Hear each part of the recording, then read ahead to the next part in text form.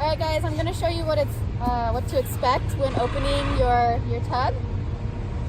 Up here, you're going to see your serial number to the tug. So when you call in your tug, you're having an issue with it, you want to give us the model and the serial number. That's really helpful so that we know what we're dealing with. When the tug comes to you, it'll be wrapped up and it'll have straps on it. So you'll want to cut those off. This tug is ready to go, so this is everything that you'll see inside your tug. So there's a first layer of foam. Remove that. And what you'll find up here is your manual. It's going to give you some important paperwork here that you want to read over. This is very important. Remove the shipping bracket before using your tug. You'll see that when we pull the tug out. And please remember to adjust the height of the cradle to clear the bottom of your wheel fairing. This is more critical on T1X2 models, which is what we will be opening up right now. Behind that, you will see your invoice. And what's cool is that we send you with this checking list as well, which is what we handle before it leaves our facility here. So it'll tell you the tug model number, and then it'll tell you everything that the tug has gone through in our facility. It'll also tell you what has come with your tug in case you ordered any accessories. As for this is your manual. This is going to be your best friend while getting to learn to operate your tug. Everything is in here that you need. It's very self-explanatory. That's that. And then underneath this bubble wrap here, you will see most of the accessories. Here you'll have your tug charger. It'll connect here. Make sure when you're connecting it that you connect it all the way. Sometimes they're not all the way through and customers are calling that it doesn't work. So you'll want to make sure it's all the way plugged in. Here you have a 1/2-inch quarter plate. The tugs for Cirrus come also with another plate, which is a 3/4 inch plate. So this is good for putting it on top of you can see it here. You put it on top of the main plate, and it gives you a little bit more height for your tire. And here you'll find your replacement kit. This is also really cool because sometimes when you need to replace a track, you already have some extra pieces in here, along with rotor clips, which are another big thing that we go through. This is a tire extender, so in case you have any big tires, you can hook that onto your cradle. I'm not really sure it's used a whole lot, but it's there just in case you need it. The next thing is the transmitter.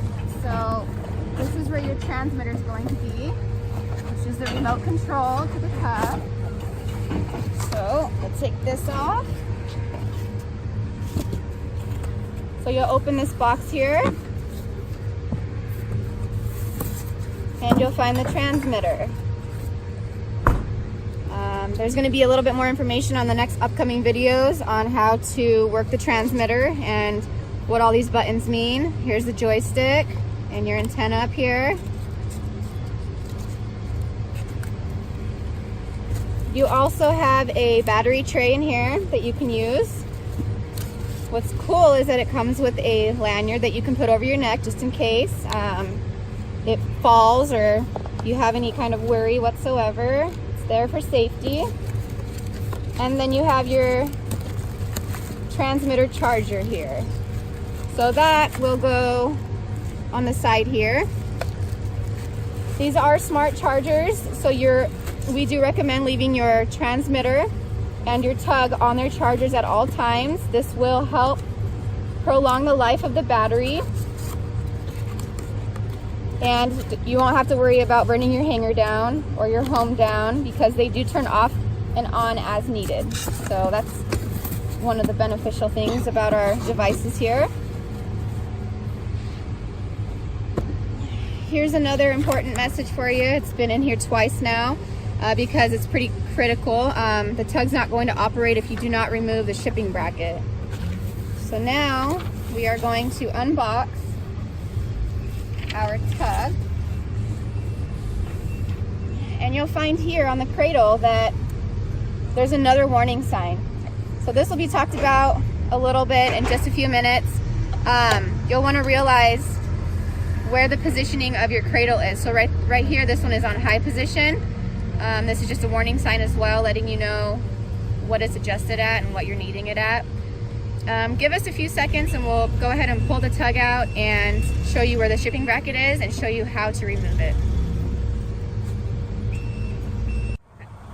So here's your shipping bracket. You'll see here that you can't even open the cover of your shroud. It's preventing you.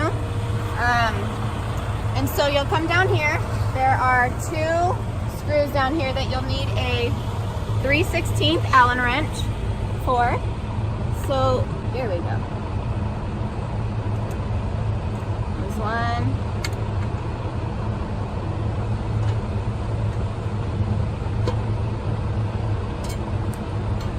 There's 2. So you'll probably want to put that in your box. I would recommend saving your box because sometimes you may need to send it in for repairs or maybe an upgrade, and you'll want to put that shipping bracket back on there. So this is the chrome shroud. Here's your on and off button right here. You'll hear that every time you turn it on. You'll notice that there is a red coloring coming out of it. That is normal, so don't worry about that. I don't think I've ever seen it turn green, so you won't have to worry about it turning colors, but that just means it's on, so that you can remember to turn it off when you're done using it. If you open the shroud here, you'll find everything in here that pretty much operates your tug. Here's the battery. We recommend when you receive the tug to check this connection here with the battery. Sometimes it does come loose during shipping, so customers will turn on their tug and realize that it's not working. So this is the main problem that we've experienced. Here's your PC board, your speed controls, your gearboxes, your motors. This is really cool. This is one of the new things that we came up with is we have a voltmeter here now. So if you ever think you have a battery issue or a PC board issue, we recommend checking when you have the battery issue to check the voltage in the battery, and just click here and then it'll tell you, it'll light up and tell you what it's at. So that's really helpful there in case you don't have a voltmeter. Here is your latch mechanism.